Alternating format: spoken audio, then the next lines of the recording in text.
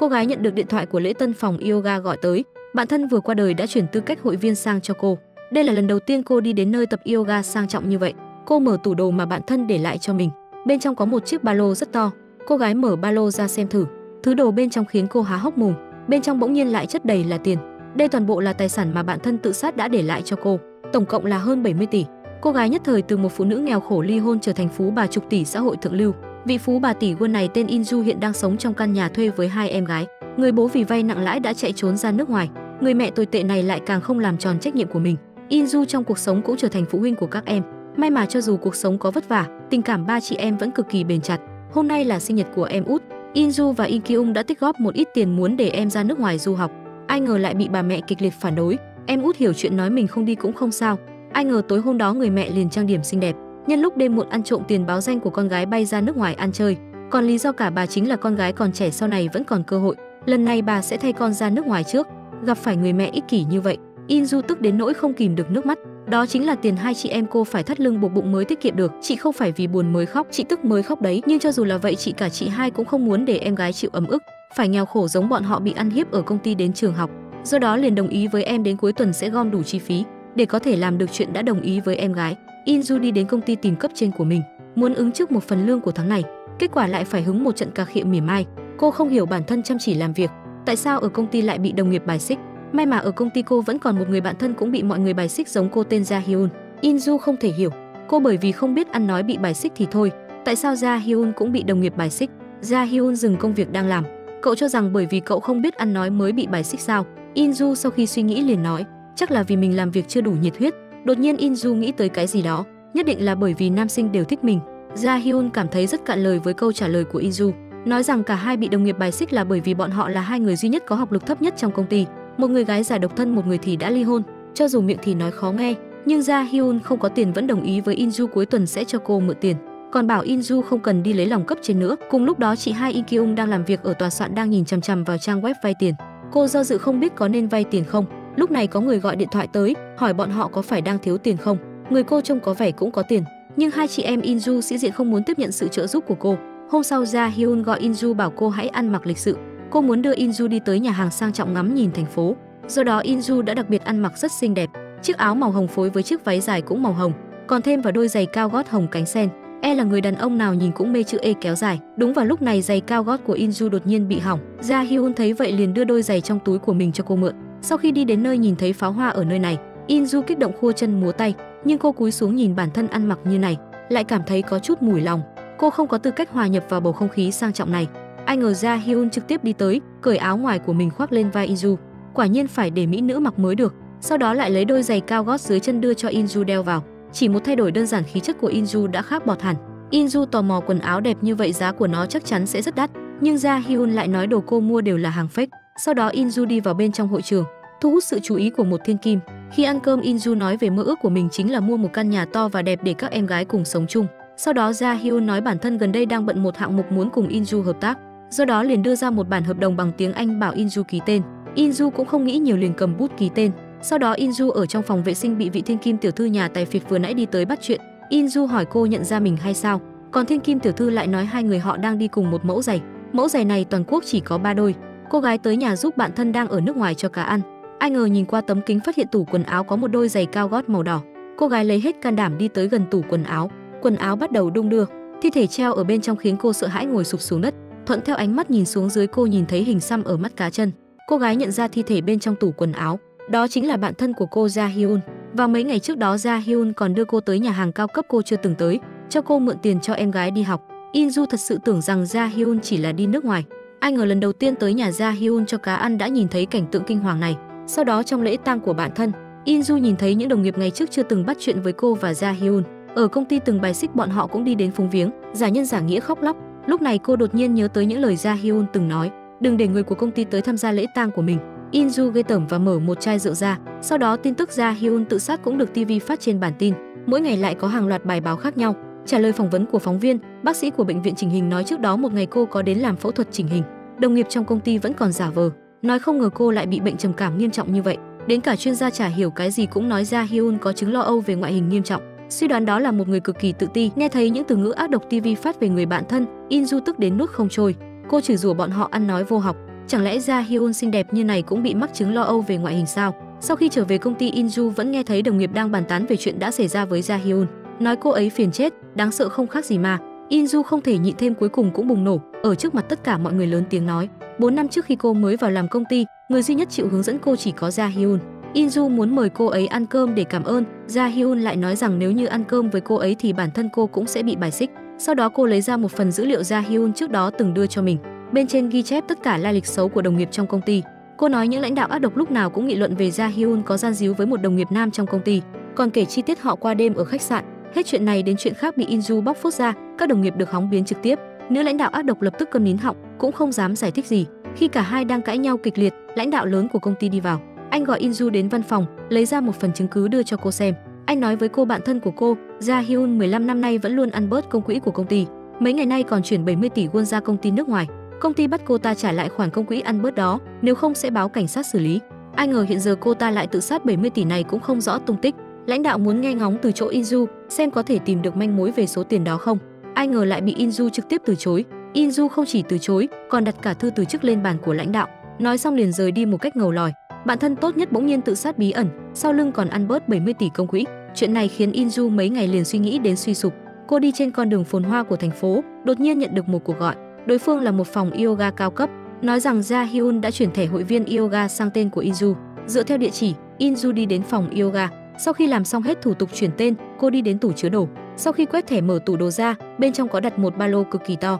Cô mở ra xem thử, bên trong có 2 bộ quần áo tập mới, sau đó còn có đôi giày cao gót đắt đỏ cả nước chỉ có đúng 3 đôi. Ra Hyun ở trong thư có viết cảm ơn Inju đoạn thời gian này đã quan tâm tới cô. Cậu đối với mình thật tốt, hy vọng cậu và các em có thể chuyển vào ở trong căn hộ thật đẹp có cửa sổ. Sau đó Inju lấy chiếc ba lô to đùng bên trong ra. Sau khi mở ra xem, cô hoàn toàn đứng hình.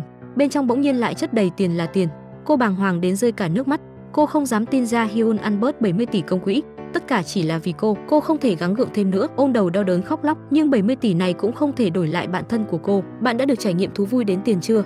1,9 tỷ 70 triệu, 1,9 tỷ 75 triệu, 1,9 tỷ 80 triệu, 1,9 tỷ 85 triệu, 1,9 tỷ 90 triệu, 1,9 tỷ 95 triệu. Đếm đủ 2 tỷ một vali, bạn có ngưỡng mộ không? Nghe nói là một người bạn thân tự sát đổi được, chỉ trong một đêm biến thành phú bà. Nhìn những vali chất đầy tiền, Inju không biết phải xử lý thế nào. Đối diện với đồ ngọt ngày thường không dám ăn, hôm nay cô lại mua điên cuồng, lấy đến khi đầy cả một giỏ đựng đồ mới thôi. Nhưng khi đến quầy thu ngân, cô vẫn ậm ừ nói ra câu làm phiền trả lại tiền thừa. Inju ăn đồ ngọt đi dạo trên đường phố, nghĩ thế nào cũng không thể hiểu nếu như cô là phú bà chục tỷ, cô nhất định sẽ không lựa chọn tự sát. Lẽ nào Ra Hyun không phải là tự sát mà bị ám sát? Nghĩ tới điểm này, Inju đột nhiên cảm thấy que kem trên tay mình không còn ngon nữa. Để tra rõ chân tướng cái chết của bản thân, ngày hôm sau Inju liền đi tới công ty tìm lãnh đạo, nói với đối phương mình sẽ giúp công ty điều tra 70 tỷ bị mất tích, và đồng thời cũng đề nghị lãnh đạo đồng ý 2 yêu cầu của cô. Thứ nhất, cô sẽ không trở về công ty làm việc, mà sẽ đến văn phòng địa phương của Orchid Construction. Thứ hai, cô yêu cầu ông chủ không được gọi Ra Hyun là kẻ trộm, bởi vì ông vẫn luôn coi cô ấy là kẻ trộm. Nếu như vậy thì khác gì nói cô là bạn của kẻ trộm. Bộ trưởng Tài vụ Do In ở bên cạnh nghe xong không kìm được bật cười. Inju không hề tin Ra Hyun sẽ làm ra chuyện ăn bớt công quỹ, cho dù 70 tỷ đó đang đặt ở nhà mình. Sau đó bộ trưởng đi cùng Inju lần nữa tới nhà riêng của Ra Hyun, hy vọng dưới sự giúp đỡ của Inju có thể tìm ra chút manh mối có ích. Bộ trưởng nói anh đã nhờ bố của Ra Hyun giữ nguyên đồ đạc trong phòng, đồng thời còn đem tất cả sản phẩm điện tử của Ra Hyun đi điều tra, xem cô ấy trước khi tự sát có xóa gì đi không. Đúng vào lúc này bộ trưởng bắt lấy Inju, có dán. Bộ trưởng cực kỳ tò mò, mặc dù trong nhà Ra Hyun chất đầy đồ hiệu, nhưng trên sàn nhà lại có dán, điểm này không đúng cho lắm. Sau đó Inju bảo bộ trưởng bận thì cứ đi trước, cô sẽ ở lại đây đợi anh. Bộ trưởng lo cô ở một mình sẽ cảm thấy sợ hãi. Ra Hyun rất thích tôi mà, do đó tôi không sợ. Sau khi bộ trưởng rời đi, Inju nhớ tới những lời Ra Hyun từng nói với cô. Biên lai và sổ sách kế toán đối với kế toán mà nói thì là gì? Là kinh thánh. Ra Hyun từng dặn dò Inju thân là một kế toán nhất định phải giữ tất cả biên lai sổ sách trong tay, chỉ cần cảm thấy nghi ngờ thì có thể dễ dàng điều tra. Cũng chính vì câu nói này, Inju đã thu gom hết biên lai đồ dùng hàng hiệu trong nhà Ra Hyun ra. Khi cô nhìn thấy giá của một chiếc túi, cô đứng hình mất mấy giây. Cô tiếp tục nhớ tới những lời Ra Hyun từng nói với mình, đừng có xách kiểu túi đó đến công ty, cái này giống hàng thật ghê. Ra Hyun bảo Inju sau này đừng xách cái túi đó đến công ty, bởi vì kế toán chỉ có nghèo kết xác mới không bị người khác bàn tán. Nếu như trên tay bạn xách túi fake thì sẽ như thế nào? Trông thì giống như bạn không có tiền còn đòi đeo vàng. Công ty làm sao dám giao tiền vào tay những người như vậy? Dù sao tiền trong mắt của kế toán cũng chỉ là con số. Ra Hyun khi đó trong mắt của Inju giống như một người định dẫn cuộc đời. Sau đó Inju dựa theo bức ảnh trong album điện thoại của Ra Hyun tìm được tài khoản xã hội của cô ấy. Động thái xã hội bên trong khiến Inju chấn động. Lúc này Inju đột nhiên hiểu ra Hyun tại sao ở công ty là một kiểu, ở ngoài lại là một kiểu. Ja Hyun trên mạng xã hội mới là dáng vẻ cô ấy thật sự. Đúng vào lúc In-ju sắp phát hiện một manh mối quan trọng, đột nhiên chuông cửa cắt đứt mạch suy nghĩ của cô. Hóa ra là ông chủ. In-ju nói ông chủ có thể lấy hết các món trang sức trong nhà đổi thành tiền, như vậy có thể gỡ gạc lại được ít. Ai ngờ ông chủ lại nói những món đồ trong căn phòng này đều là rác rưởi. Trong mắt anh ta chỉ có 70 tỷ không cánh mà bay. Sau đó In-ju đưa tài khoản xã hội của Ja Hyun cho ông chủ xem. Cô nói với anh Ja Hyun rất lâu trước đó đã có suy nghĩ định cư ở Singapore. Ông chủ nghe xong lại cảm thấy In-ju rất kỳ quái. In-ju, cô là người như thế nào? Những cái này tôi đều có thể cho cô. Sau đó liền nhìn xuống hai chân In-ju, khuôn mặt háo sắc nói rất thích đôi chân này. Sau đó liền chậm chậm đi tới gần In-ju. Tôi rất thích cách ăn mặc rẻ tiền này của cô. Cô gái nhỏ này vừa mới đuổi được ông chủ đi tới một hiệu giày mua giày. Cô gặp được một nhân viên bán hàng đẹp trai vừa mới xuất ngũ. Chàng trai vừa nhìn đã nhận ra đôi giày cao gót cô đeo là bảo vật của cửa tiệm. Cả nước chỉ có 3 đôi duy nhất. Còn mục đích cô gái đi tới đây không phải để mua giày. Chỉ thấy cô đưa điện thoại cho nhân viên bán hàng, hỏi đôi giày mình đang đeo có phải do người này mua hay không. Chàng trai nhận lấy điện thoại và phóng to ra xem, xác nhận chính là người đàn ông trong ảnh đã mua đôi giày này. Cô gái nghe xong khuôn mặt kinh ngạc, càng chắc chắn hơn suy nghĩ của mình. Hóa ra vào ban nãy, In-ju biết được ông chủ là một kẻ biến thái rất có hứng thú với chân. Cô nghi ngờ cái chết của bạn thân Ja Hyun có lẽ có liên quan đến ông chủ công ty. Còn đôi giày cao gót này chính là món quà mà ông chủ mê chân đã tặng cho Ja Hyun. Sau đó In-ju đi tới công ty cũ, đi tìm nữ cấp trên hóng biến ác nhất công ty. Từ 100% chắc chắn bọn họ đang cặp kè với nhau. Nữ cấp trên cho rằng Ja Hyun và ông chủ trong ứng ngoài hợp, cắt xén tài sản khổng lồ của công ty. Điểm này từ sổ sách có thể nhìn ra được, nhưng cô không dám báo cáo bởi vì sợ ông chủ sẽ trả thù mình. Từ chỗ cô ta biết được ông chủ vốn dĩ làm việc bất chính, ở công ty cũ đã ngoại tình trong văn phòng. Còn cô gái anh ta thích đều là một kiểu cố định. Là kiểu như thế nào? Kiểu đi giày cao gót loại rẻ tiền. Lúc này hồi tưởng lại ánh mắt ám muội khi ông chủ nhìn đôi chân mình, da đầu In-ju cảm giác tê dần dần. Sau khi nắm được các loại manh mối, cô đi tìm bộ trưởng tài vụ Do In, kể tất cả những manh mối đã thu thập được cho đối phương. Đồng thời cô cũng nói với anh về suy đoán của mình là ông chủ xúi giục Ja Hyun ăn bớt công quỹ, sau đó lại ám sát Ja Hyun muốn một mình độc chiếm công quỹ. Nhưng không ngờ Ja Hyun cẩn thận đã chuyển hết công quỹ đi từ trước. Để có thể làm rõ cái chết của bản thân, In-ju lại tiếp tục đi đến khu nhà ở của Ja Hyun. Cô đi tìm bảo vệ của khu xem camera vào hôm Ja Hyun bị hại. Ai ngờ camera những ngày khác đều có, chỉ thiếu mỗi camera ngày hôm đó. Càng chấn động là đến cả camera của các phương tiện gần đó cũng bị mất ngày hôm đó một cách ly kỳ. Mấy ngày sau đó In-ju và Do In thông qua lịch sử trò chuyện trước đó của Ja Hyun, phát hiện Ja Hyun và ông chủ quả thực có quan hệ bí mật. Còn Ja Hyun từ 4 năm trước đã bắt đầu thu thập các bằng chứng phạm pháp của ông chủ. Kết quả cuối cùng bị ông chủ cáo già phát hiện ra. Con tiện nhân, ra đây cho tao. Tao đang đứng ở cửa, nghe điện thoại nhanh. Mày còn nhớ kết cục cuối cùng của Giang Súc chứ? Hai người họ cũng phát hiện ông chủ từng dùng kết cục của người này để uy hiếp Ja Hyun. In-ju đột nhiên nhớ tới Giang Súc là người ngày trước đã chăm sóc hoa lan cho Ja Hyun. Sau đó cả hai lên mạng tra về manh mối của Giang Súc nhưng phát hiện người này mười mấy năm trước cũng đã ăn bớt công quỹ. Trùng hợp là hiện trường tử vong cũng giống y như với Ja Hyun. Trên chân cũng đeo một đôi giày cao gót màu đỏ. Còn công ty Giang Súc khi còn sống từng làm chính là công ty đầu tiên của ông chủ. In-ju lúc này mạnh dạn suy đoán đôi giày đỏ khi chết mà Ja Hyun và Giang Súc đã đeo có lẽ đều là đồ ông chủ đã tặng cho bọn họ. Ja Hyun nhất định là biết bản thân có một ngày sẽ rơi vào kết cục giống với Giang Súc, do đó mới thu thập bằng chứng kiện ông chủ. Nếu như cô ấy cố gắng thêm chút nữa, anh ta nhất định sẽ bị bắt.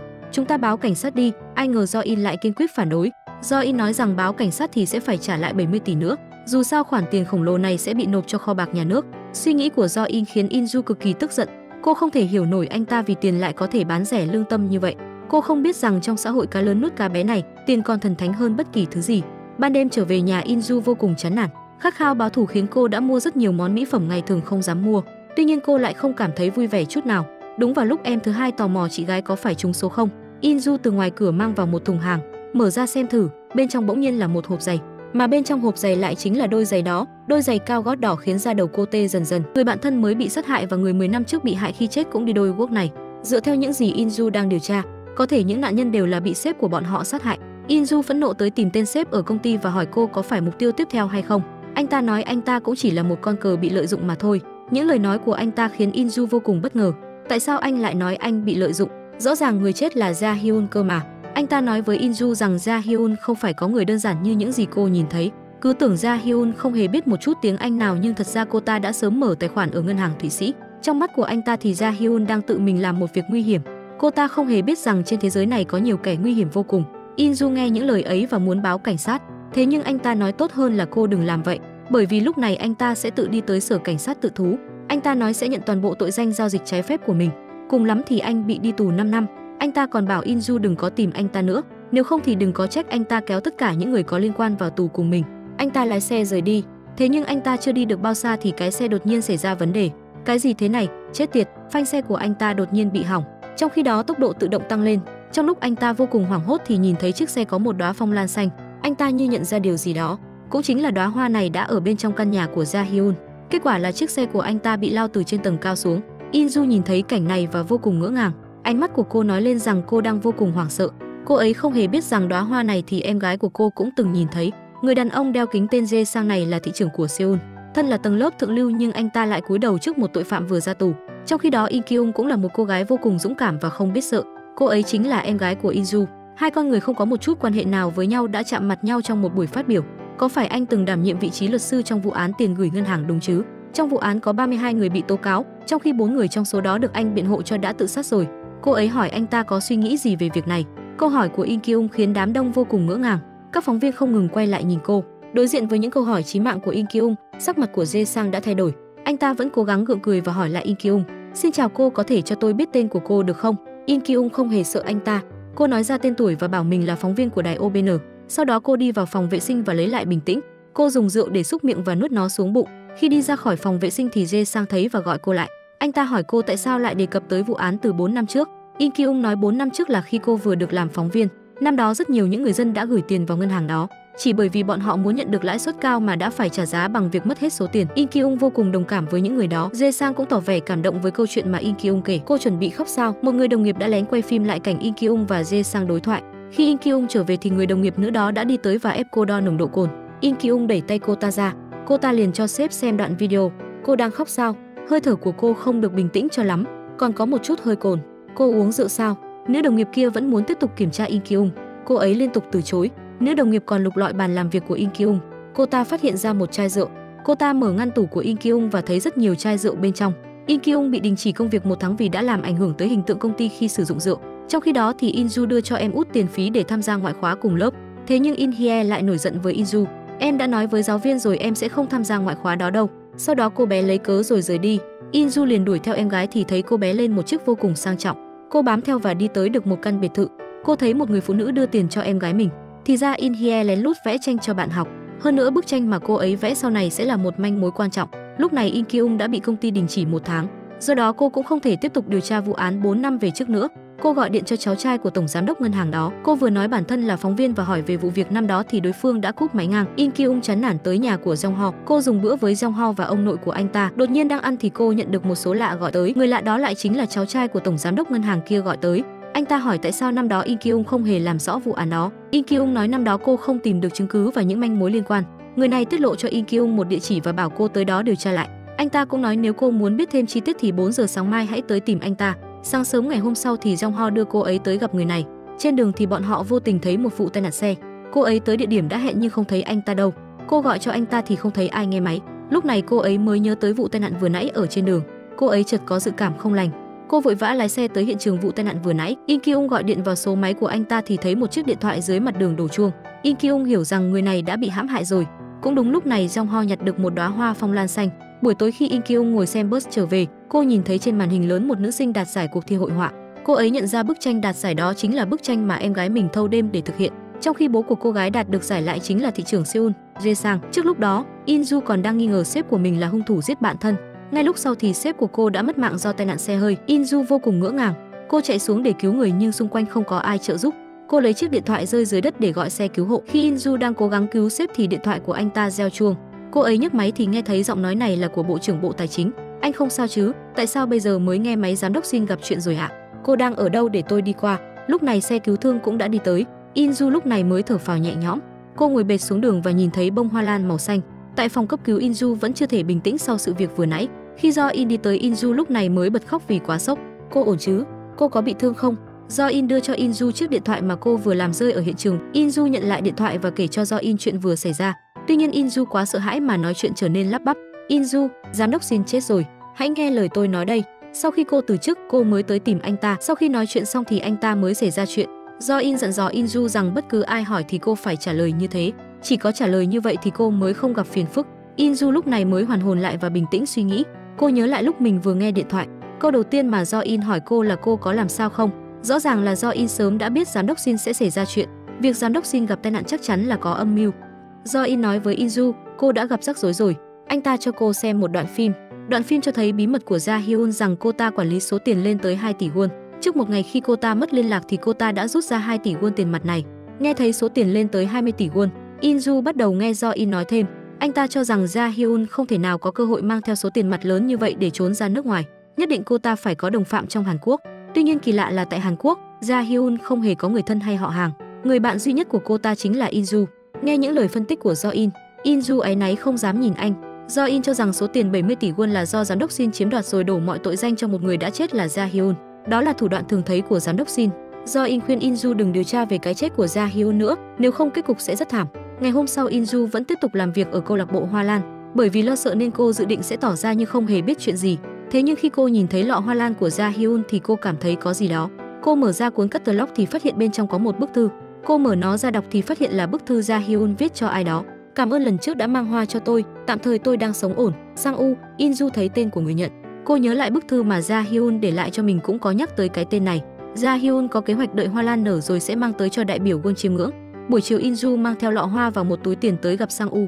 Cô ấy nói cho anh chuyện xảy ra gần đây và đặt tiền lên bàn.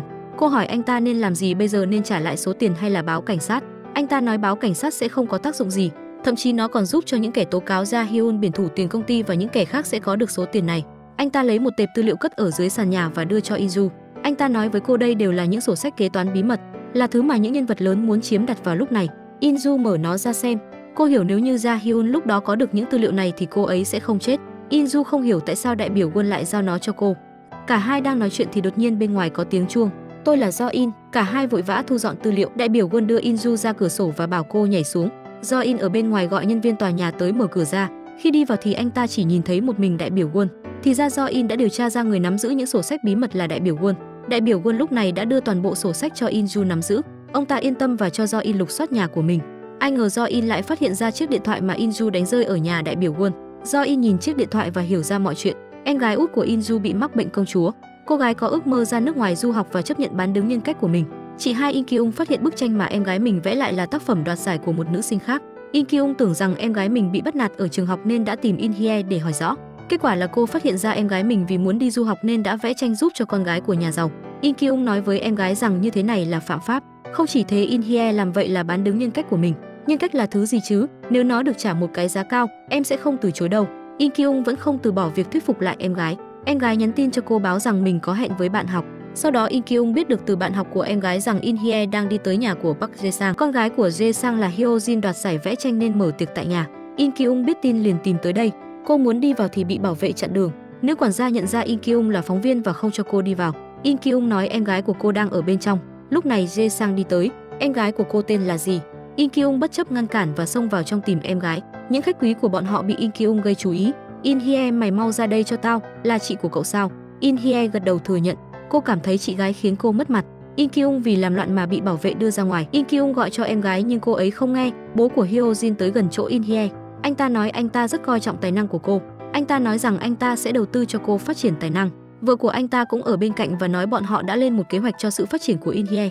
In Hye bị những lời ngon ngọt đó làm mờ con mắt. In Kyung tới tạp hóa mua rượu, cô uống xong thì càng nghĩ càng tức giận. Cô sẽ khiến cho đám người kia biết tay. In Hye ơi, về nhà cùng chị đi. In Hye, mau ra ngoài. Chị bảo mày ra ngoài mau. In Hye cảm thấy xấu hổ vì chị hai của mình mà muốn tìm một nơi để giấu mặt mũi đi. Phu nhân nhận ra điều đó và đưa In Hye vào trong phòng. Lúc này đồng nghiệp của In Kyung ở công ty vì ghét cô nên đã quay phim lại. Trong khi đó Jae Sang vô cùng đắc ý khi thấy bộ dạng của In Kyung lúc này. In Hye tạm biệt bọn họ và rời đi. Lúc này cảnh sát cũng nhận được tin và bắt In Kyung đi vì tội gây rối loạn trật tự công cộng. Jae Sang ra nói giúp cho In Kyung nhưng cô chẳng thèm cảm ơn anh ta. Jae Sang, bố của Hyo Jin, anh đâu có thiếu gì đâu mà vẫn còn muốn cướp một cô gái nghèo khó đi sao? In Kyung nói với Jae Sang rằng cô sẽ không để anh ta cướp em gái mình đi. Lúc này, vợ của Jae Sang nổi điên với nữ quản gia khi không điều tra rõ thân phận của In Kyung. Bọn họ lúc này đã gặp rắc rối khi In Kyung là một cô gái cứng đầu. Cô ta hỏi chồng mình bước tiếp theo nên làm thế nào. Tuy nhiên Jae Sang chỉ cảm thấy mọi việc càng ngày càng trở nên hứng thú. Anh ta tự tin In Kyung sẽ không dám làm càn bởi vì anh ta đã biết điểm yếu của cô. Trong khi đó, In-ju vừa mới trốn khỏi nhà đại biểu Won thì lại không cẩn thận làm rơi điện thoại ở đó. In-ju đang ngồi đợi xe buýt, lúc sau Do In lái xe đi tới.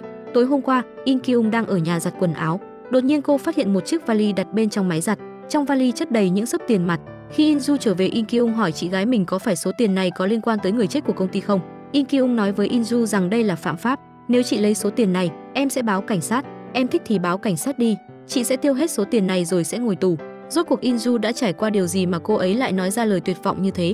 Lúc này do In bảo cô lên xe để anh ta trở về. Anh ta lúc này đã biết những sổ sách bí mật đang trong tay của Inju. Anh ta còn biết cô đang giữ số tiền 2 tỷ won kia. Tuy nhiên anh ta không muốn cướp những thứ này từ cô mà đề xuất hợp tác.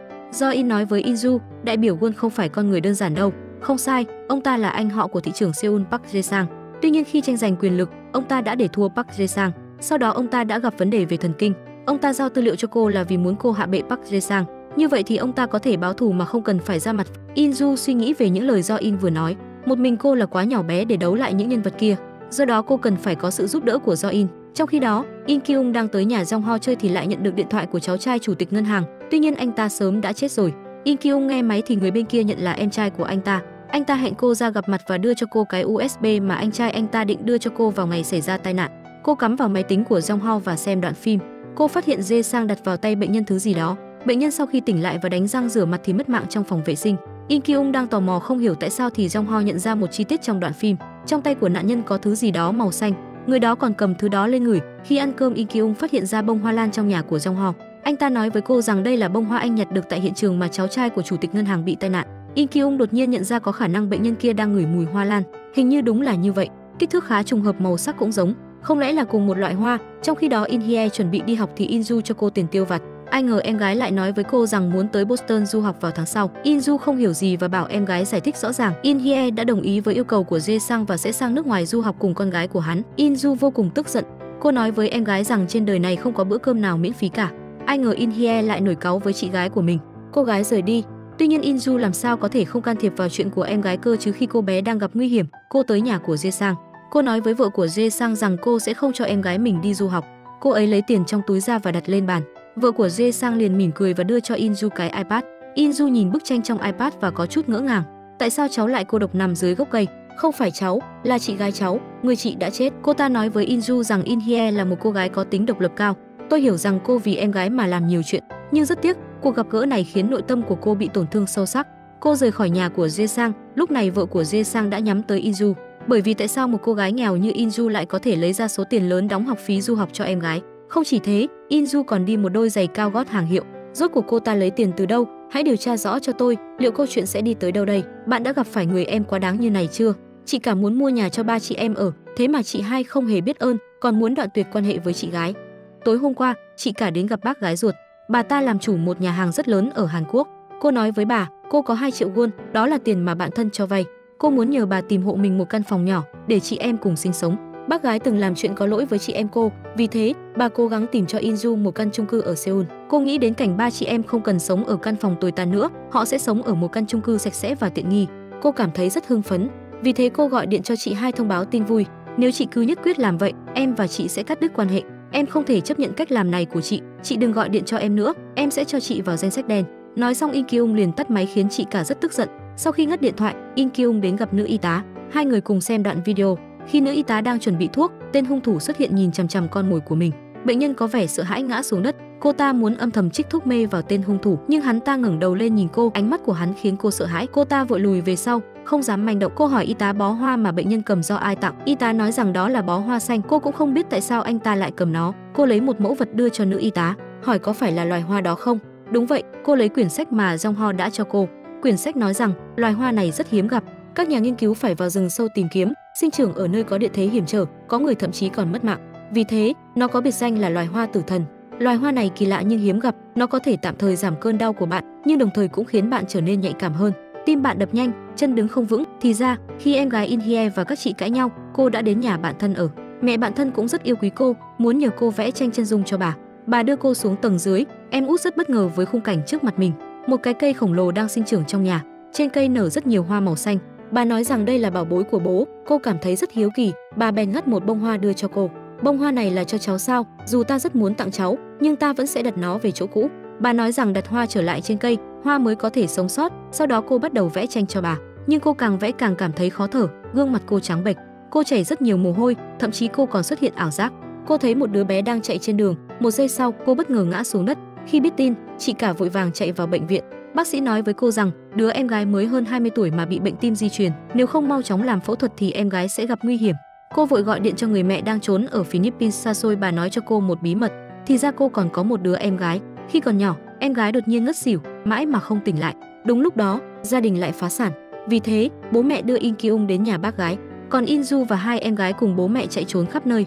Lúc đó, vì không đủ tiền chữa trị nên em gái đã mất. In-ju mới 8 tuổi nhưng đã biết rằng nếu không có tiền thì sẽ chết. In-hye đang hôn mê bất tỉnh, em gái còn mắc bệnh tim, nếu không kịp thời điều trị thì sẽ chết. Nhưng tiền làm phẫu thuật quá đắt, cô không thể chi trả nổi. Sau khi phẫu thuật, họ sẽ tốn rất nhiều tiền để mua thuốc. Chuyện này khiến hai chị em rất lo lắng. Bỗng In-ju nghĩ đến số tiền phạm pháp kia, cô quyết định sẽ dùng số tiền đó để cứu mạng em. Cho dù chị ngồi tù, chị cũng không quan tâm. Cho dù em muốn cắt đứt quan hệ với chị. Lúc này, đội ngũ điều tra đang bàn chuyện. Quản gia của Jae Sang đã theo dõi In-ju mấy ngày nay. Cô ta là một kẻ lang bạt, thủ đoạn của cô ta cũng rất tàn bạo. Ở công ty cô ta dám đối đầu với phòng tài chính, không bao giờ để mình chịu thiệt thòi. Do In nhìn nữ quản gia chằm chằm, anh nghĩ rằng cô ta đã điều tra được gì đó. Anh gọi điện cho In-ju, bảo cô tạm thời đừng động vào số tiền đó, nhưng cô định dùng nó làm phẫu thuật cho em gái. Cô làm sao nghe lời anh ta được? Đó là cả tính mạng của em mà. Lúc này cô mở cửa tủ ra, định lấy tiền mang đến bệnh viện. Đúng lúc đó, cô nghe thấy tiếng động bên ngoài. Đó chính là Su Im. Cô vội cất tiền vào bao, nhưng hành tung của cô đã bị Su Im phát hiện. Cô ta lấy một bức ảnh ra, bên trong ghi lại khoảnh khắc cô đang lấy tiền từ bao tải. Cô cầu xin Su Im hãy cho mình vay tạm 1 triệu. Nào ngờ, đối phương lại cười nhạo và châm biếm cô ta tát cô một cái. Nữ quản gia nói rằng cô ta có thể cho cô vay tiền nhưng hãy để nữ quản gia đánh cô 10 cái. Nếu cô chịu được thì hẵng nói chuyện tiền nong. In-ju mặc dù sợ hãi nhưng cô đồng ý. Tiếp tục đi. Tại sao nữ quản gia lại ra tay mạnh với cô như thế? Nhưng hành động tiếp theo càng đáng sợ hơn. Su Im bảo một người bạn đưa cho mình một thanh kiếm gỗ. Cô ta dùng hết sức lực đánh vào người In-ju. Cô đau đến phát khóc. Ta cảnh cáo cô, tiếp theo sẽ là vùng đầu, sẽ rất đau đấy, nhưng cô vô cùng kiên cường. Vẫn còn 5 cái nữa. Khi nữ quản gia định ra đòn thì có một bàn tay ngăn cô lại. Không phải ta đã cảnh cáo cô rồi sao? Đừng bao giờ động vào cô ấy. Nhưng nữ quản gia nói rằng họ là một người đồng ý bị đánh và một người muốn đánh. In-ju lập tức ngồi dậy, bảo cô ta hãy đánh nốt 5 cái nữa, như thế cô mới có tiền cứu em gái. Khi nữ quản gia định ra tay thì phu nhân đi vào. Phu nhân Sang à? Thấy In-ju mặt mũi bầm dập, phu nhân rất thương xót. Phu nhân muốn dạy dỗ nữ quản gia một bài học. Sau đó hai người đến một nhà hàng 5 sao ăn cơm. Cô rét run lên vì trời lạnh. Phu nhân cởi áo khoác lên người cô. Cô bỗng thấy phu nhân đi đôi giày giống Ja Hyun. Cả Hàn Quốc chỉ có 3 đôi thôi. Phu nhân nói mình và Ja Hyun là bạn thân. Đôi giày này là phu nhân tặng Ja Hyun. Mục đích của phu nhân khi gọi cô đến đây là bảo cô làm trợ lý cho mình. Việc của cô vô cùng đơn giản, chỉ cần sắp xếp tài liệu và chăm sóc cây hoa. Đó cũng chính là công việc của Ja Hyun ngày trước. Nhưng cô vô cùng thông minh, cô biết việc này rất nguy hiểm. Cô đang định từ chối, nhưng cuối cùng vì hai đứa em gái, cô vẫn chấp nhận công việc này. Phu nhân vô cùng hài lòng, bà hứa sẽ trả tiền lương cao, còn đồng ý trả tiền phẫu thuật cho em gái. Đúng lúc đó, tình trạng của em út ngày càng nghiêm trọng, cần phải làm phẫu thuật ngay lập tức. May mà cuộc phẫu thuật thành công, nhưng vợ chồng Jae Sang lại không có ý đồ tốt đẹp gì. Khi em gái đang dưỡng bệnh, họ đã gọi phóng viên đến. Anh ta muốn thể hiện hình mẫu một người đàn ông lý tưởng và thành đạt. Chị hai đang vô cùng mất kiên nhẫn, có thể dừng lại được chưa? Em gái tôi cần nghỉ ngơi. Sau đó cô kéo chị ra ngoài. In Kyung không hiểu tại sao chị gái lại lấy tiền của Jae Sang chữa trị cho em gái. Không phải chị có tiền sao? Sao không lấy nó mà đi nhờ vào người khác? Chị nói rằng số tiền đó cũng là của Jae Sang, cô đã trả cho anh ta rồi. Khi hai người đang cãi nhau thì Jae Sang đến. Anh nói rằng đừng vì anh cứu em gái mà cắt đứt cuộc điều tra. Anh cũng nói mình không có ý khoe khoang việc cứu em gái họ. Cô bỏ đi mà không chào hỏi câu nào. Bỗng bác gái của In-ju đi vào, yêu cầu anh ta đưa tiền cho mình. Ngài tên là Jae Sang đúng không? Đúng vậy thưa bà, tôi quen biết bố của anh. Chúng tôi từng làm ăn với nhau. Nụ cười của anh ta không còn tươi tắn nữa. Lúc này do In điều tra được một tin tức động trời, cấp dưới mà anh đã yêu cầu sang Singapore vừa gọi điện báo cáo với anh. Anh vô cùng kinh ngạc. Buổi tối anh gọi cô lên sân thượng. Anh cho cô xem những bức hình về một căn biệt thự cao cấp. Đây là biệt thự dưới danh nghĩa của em. Thì ra 3 năm trước, bạn thân của cô sang Singapore lấy tên cô mua một căn biệt thự. Sau đó, cô ta gửi 70 triệu won ở 7 ngân hàng khác nhau, mà cô chính là người nhận tiền. Nội tâm cô chấn động dữ dội. Cô nhìn thẳng vào mắt anh. Em muốn đi Singapore ngay lập tức. Người đàn ông lạnh lùng nói với con gái. Gọi điện thoại cho mẹ, hỏi xem bao giờ cô ta mới về. Sau đó anh ta gọi In-ju, thư ký mới tuyển của vợ, dò hỏi đối phương vợ mình rốt cuộc đã đi đâu. In-ju nói phu nhân đi Singapore, nơi đó có một người bạn của cô ấy hình như khánh thành công ty.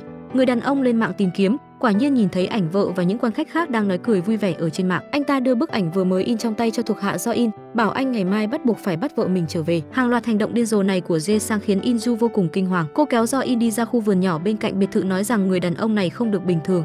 Nếu như để gia đình này phát hiện bọn họ kế hoạch sủi 70 tỷ won, tên thần kinh đó nhất định sẽ giết bọn họ. Do In giữ lấy vai của In-ju, bảo cô hãy bình tĩnh lại. Anh nói rằng mình lấy tên của In-ju đã mở một công ty để qua mắt. Đợi khi bọn họ đến Singapore thì sẽ chuyển 70 tỷ qua đó. Sau đó, bảo In-ju hãy đưa sổ sách cho mình. Anh sẽ lấy sổ sách đi tìm Jae Sang đàm phán. Còn In-ju chỉ cần tìm một nơi an toàn để trốn đi là được rồi. Nói xong còn lấy ra hình ảnh của các resort thắng địa cho In-ju xem. Anh vẽ ra một tương lai tốt đẹp cho cả hai.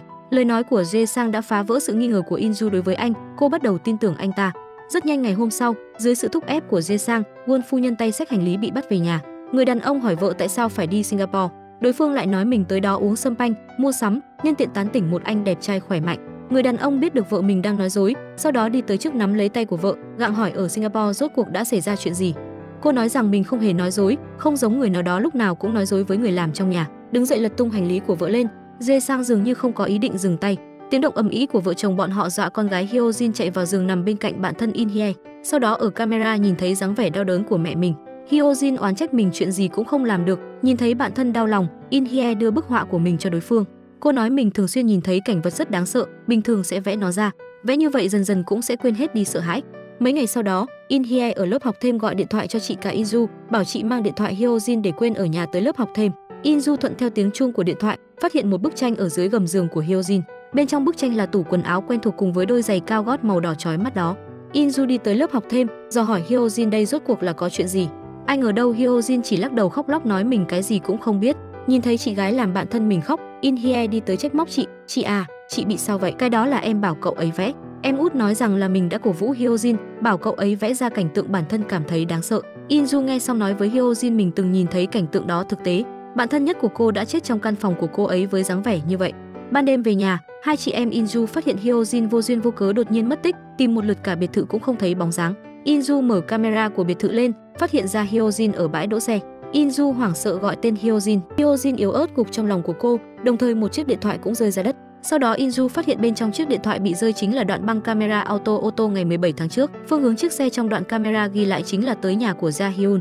Còn bóng người xuất hiện trong đoạn băng lại càng khiến cô cảm thấy vô cùng chấn động. Người này chính là Jae Sang. Hôm đó, bố của Hyo Jin đã đi đến nhà chị Ja Hyun, cô gái ngày đầu tiên từ công ty của người cô làm việc, người cô trực tiếp để cô làm tổng giám đốc. Đợi một chút, tổng giám đốc là chuyện gì vậy? Cô rõ ràng chỉ bảo cháu tạm thời tới làm việc vật thôi hay sao? Bà cô nhìn bên ngoài trông có vẻ cút hột me hơn, em bé kia lại điều hành một công ty tỷ lệ vay nợ cao bất thường. Trong 3 năm qua doanh thu đều liên tiếp lỗ. Quản gia của Jae Sang một mình đi tìm Do In. Hóa ra cô ta ở trong camera phát hiện Do In có gặp mặt riêng với In-ju, mặc dù trong camera không nhìn ra nội dung trò chuyện của hai người họ. Tuy nhiên quản gia vẫn nghi ngờ In-ju và Do In đang ủ mưu dự định sủi 70 tỷ kia. Ai ngờ đâu Do In lại nói mình hiện tại đang theo đuổi In-ju, nói xong liền ung dung quay người rời đi. Sau đó In Kyung và Jong Ho cùng đi tới một trường đại học, chỉ vì một nhà thực vật học từng nói với bọn họ công nhân nơi này từng trồng ra hoa lan màu xanh. Ông lão đưa hai người họ tới vườn thực vật, nhìn thấy bông hoa lan bên trong tủ trưng bày. Jong Ho hỏi ông lão ở đâu mà có được loại hoa chân quý như vậy.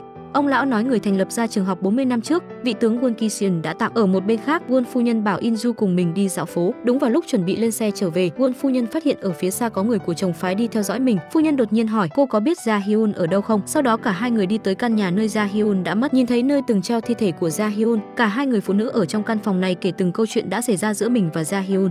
Phu nhân ở trước mặt In-ju để lộ một bộ dạng đáng thương. Ban đêm trong một quán rượu nhỏ, In-ju nói với Do In nói với cô gái ngốc nghếch trước mặt mình, Won phu nhân thật ra không đơn giản.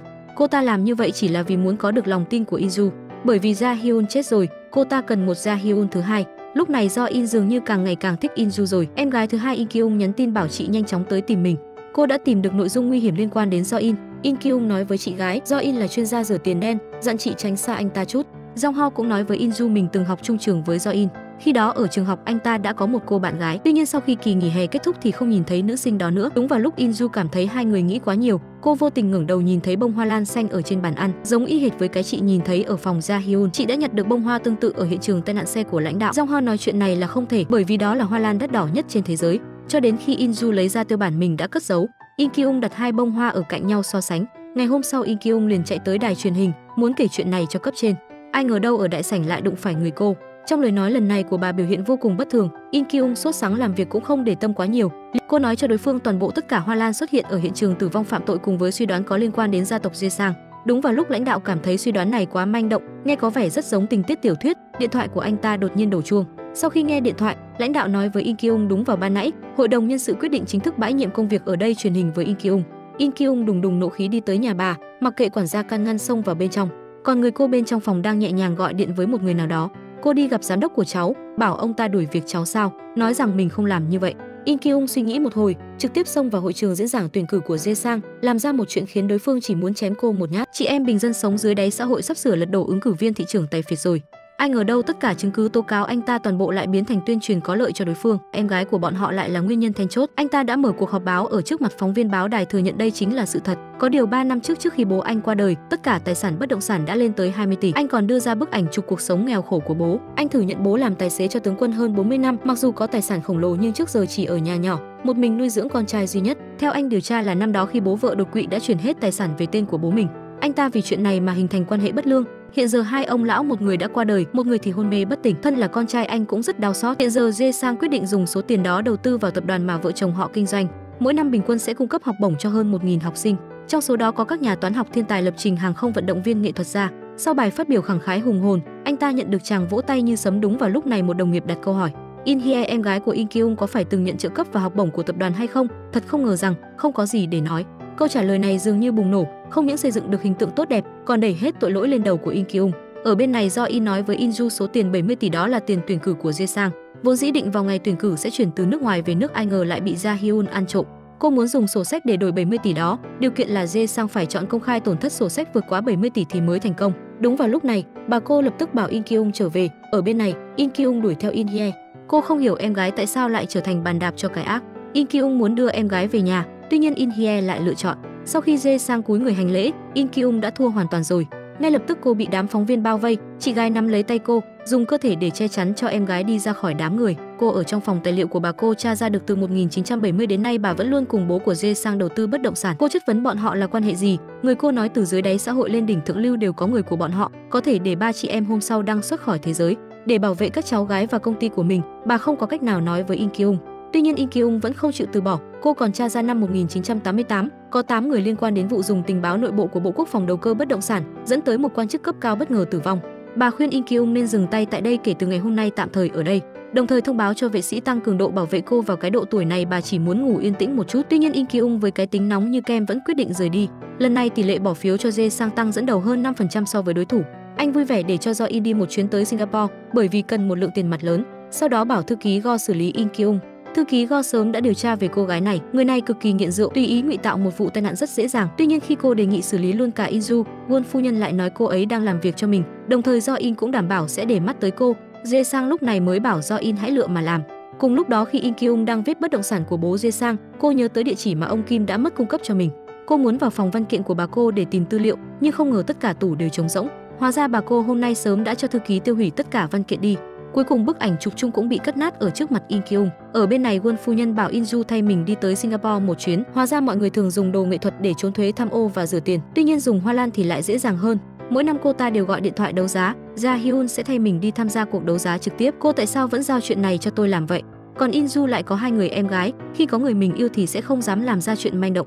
Won phu nhân tặng cho Inju một bông hoa lan, dặn dò cô phải đặt ở đầu giường thì có thể nhìn thấy thứ mà cô thật sự muốn nhìn.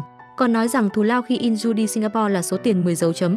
Nếu như ở Singapore biểu hiện tốt thì sẽ để cô gia nhập vào Hiệp hội Hoa Lan Quốc tế. In Kyung run rẩy mở cửa ra, cảnh trước mắt khiến cô sợ hãi không nói nên lời. Chỉ mấy tiếng trước đó, In Hye dự cảm có chuyện lớn sắp xảy ra. Cô bảo Hyojin hít thở sâu, sau đó ngửi mùi hương của hoa lan, hồi tưởng lại cô gái đeo giày cao gót đỏ treo cổ đó. Cô kiên định Hyojin nhất định từng gặp ở đâu rồi, cuối cùng nhớ ra trong một căn gác đầy bụi bặm ở trong nhà Hyojin hồi còn nhỏ rất hay lui tới. Dường như lúc đó cô đã nhìn thấy rồi. Đúng vào lúc bọn họ dự định đi lên thăm dò một chút, đột nhiên bị mẹ của Hyojin gọi lại. Ở bên này In Kyung cuối cùng cũng ghép lại được bức ảnh, có điều những người bên trên cô chẳng quen biết ai. Tuy nhiên đằng sau bức ảnh lại viết thời gian và chữ Hội Yêu Lan. In Kyung đã in hết ra những dữ liệu có liên quan ra. Chỗ này có nhắc đến cô vì muốn cai rượu dùng một loại sô cô la để thay thế. Trong tài liệu In Kyung phát hiện ra tên của ông lão Kim, nhân viên có liên quan đến vụ án ngân hàng năm đó. Do đó, cô nhanh chóng gọi điện cho Jong Ho nhờ giúp đỡ. Miếng đất này những người có quyền sở hữu lần lượt là bố vợ của Jae Sang, bố của Jae Sang, hiệu trưởng trường học, sĩ quan quân đội đã chết, ông Kim đã chết và người cô của cô. Những người này toàn bộ đều là thành viên Hội Yêu Lan. Thời gian trong bức ảnh cũng chính là ngày bọn họ mua miếng đất này. Inju mang theo hoa lan được Won phu nhân tặng trở về nhà, vừa hay bị Do In nhìn thấy. Do In nói với Inju giữ bông hoa này rất nguy hiểm. Tuy nhiên Inju lại tin lời của Won phu nhân, loại hoa lan này trước đó trên TV cũng từng giới thiệu qua. Nói xong liền quay người ôm hoa lan về nhà. Inju ngồi trên giường ngửi mùi hương của hoa lan, ý thức dần dần trở nên mơ hồ, hô hấp cũng trở lên nhanh hơn. Cô đi đến phòng sách của bà cô, thái độ bất thường nói chuyện với đối phương. Trong mắt bà nhìn mọi người chết đi tại sao vẫn có cách lựa chọn trở thành phu nhân. Đợi sau khi bà cô hiểu rõ tất cả mọi chuyện, bà phản đối tố cáo Jae Sang, bởi vì thế lực của anh ta quá lớn. Inju cho rằng mình hiện giờ đã rất nghèo, không còn gì có thể mất được nữa. Trong giấc mơ cô nhìn thấy Ja Hyun đã chết, nhìn thấy cảnh tượng tàn nhẫn của giám đốc, còn nhìn thấy quá trình Jae Sang vào nhà Ja Hyun gây án. Tuy nhiên cô không muốn nhìn thấy loại người này trở thành thị trưởng Seoul hoặc là tổng thống sau này. Inju muốn lợi dụng sổ sách trong tay mình thêm vào bí mật mà bà cô biết một lần tấn công Jae Sang. Khi cô đề cập tới Hoa Lan, bà cô lập tức trở lên căng thẳng. Trạng thái tinh thần của Inju lại càng mơ màng hơn. Bà cô chỉ tưởng cô mệt bảo cô trở về phòng nghỉ ngơi, tựa đầu vào ghế sofa nói mình và bà cô rất giống nhau. Do In vẫn luôn gác bên ngoài nhà bà cô, cho đến khi quản gia thân cận rời đi, anh nhìn về hướng phòng của Inju. Inju tỉnh lại từ trong giấc mơ, tinh thần mơ màng cầm lấy Hoa Lan bắt đầu đi trong vô thức. In Kyung nhìn thấy bà cô cả người toàn là máu nằm trong lòng của Inju, hung khí gây án ở cách đó không xa, trên sàn còn có một bông hoa lan. Inju ánh mắt căm hận nhìn về phía em gái. Lúc này do In đi tới, Inju cũng ngất đi. In Kyung nhìn thấy bông hoa lan xanh dưới sàn nhà. Trong tang lễ của cô, vợ của Jae Sang cũng tới dự. Cô ta có nói với Inju rằng cô của Inju trước kia là y tá trong gia đình của Jae Sang. Inju hỏi cô ta tại sao lại tặng cho mình bông hoa lan đó. Dưới tác dụng của bông hoa lan, Inju đã mơ thấy Jae Sang là kẻ sát nhân. Sau khi tỉnh lại trong giấc mơ thì cô xuống gặp cô của mình. Thế nhưng khi cô tỉnh táo lại thì cô của cô đã chết thảm. Inju hỏi vợ của Jae Sang rằng có phải cái chết của bà ấy liên quan tới bông hoa lan kia không. Tuy nhiên vợ của Jae Sang phủ nhận điều này. Trong khi đó con cháu của bà cô ấy đang tới để nghe luật sư công bố về vấn đề tài sản. Luật sư nói rằng số nợ mà bà ấy gánh đang lớn hơn số tài sản. Những người con cháu này liền lập tức từ chối kế thừa tài sản vì như thế tức là mắc nợ. Bọn họ còn nói In Kyung nên là người gánh vác cục nợ này. Sau đó luật sư tìm In Kyung và giao những di vật của bà ấy lại cho cô. Trong đó còn có một tấm thẻ phòng bí mật mà đến luật sư cũng không biết. Trong khi đó thì Inju tiếp tục tìm Do In. Cô nghi ngờ anh sớm đã biết sẽ xảy ra chuyện gì, bởi vì mỗi lần xuất hiện những nạn nhân mới thì Inju phát hiện anh ta rất bình tĩnh. Inju yêu cầu anh ta nói cho cô biết hung thủ, thế không cô sẽ không đi Singapore. Chỉ cần Do In giúp cô tìm hung thủ thì cô đồng ý trao số tiền 70 tỷ won cho anh ta. Đối diện với câu hỏi của Inju, Do In không hề tức giận, anh chỉ bảo Inju hãy chú ý an toàn và chuẩn bị đi Singapore đi. Anh đồng ý sẽ giúp cô tìm hung thủ. In Kyung khóc lóc buồn bã khi nhìn tấm ảnh chụp chung của mình với cô. Inju gọi tới cho In Kyung và bảo em gái mau xem tin tức. Kẻ giết hại cô của họ đã đi tự thú. Tên này chính là quản gia của nhà bà ấy. Tuy nhiên In Kyung tin rằng tên này không phải là hung thủ thật sự, bởi vì 3 năm qua thức ăn của bà đều là do tên này nấu. Nếu muốn giết bà ấy thì hắn ta đã giết từ lâu rồi. Lúc này bạn thân của In Kyung tới nhà cô. Anh ta cho hai chị em Inju xem một đoạn phim. Trên tay của tên quản gia này cũng cầm bông hoa lan. Jong Ho cho rằng hung thủ mỗi khi sát hại sẽ mang bông hoa lan tới hiện trường. Cả ba người lục lọi khắp nhà thì ngoài bông hoa lan Inju mang về thì không còn bông nào khác. Lúc này Jong Ho dựa vào đầu óc và vẽ lại bản thiết kế của căn phòng. Anh ta đoán rằng trong nhà này vẫn còn căn phòng bí mật nào đó. Quả nhiên In Kyung đã tìm thấy cơ quan mật. Trong mật thất, bọn họ phát hiện ra một cái tủ và bên trong có bông hoa lan. Chính là thứ này sao? Hai chị em Inju và In Kyung cũng quyết định sẽ liên thủ với nhau. Bọn họ quyết tâm đánh bại những gã khổng lồ. Trong khi đó thì Jae Sang đang định gặp vợ của mình. Anh kết hôn với em không phải vì anh muốn làm tổng thống. Anh thật sự yêu em nên anh mới muốn làm tổng thống. Thế nhưng vợ của anh ta không hề muốn anh ta chạm vào cô. Lúc này cô ấy cảm thấy mình như một con chim bị nhốt trong lồng. Hyojin tiếp tục sợ hãi và trốn trong phòng của In Hye. Sau đó cô và In Hye đi lên gác xếp trên tầng lầu. Tại đây, hai cô gái đang xem một cuốn ảnh. Đồ chơi của cô ấy có một con búp bê bị treo cổ và một bông hoa lan xanh được đặt bên dưới.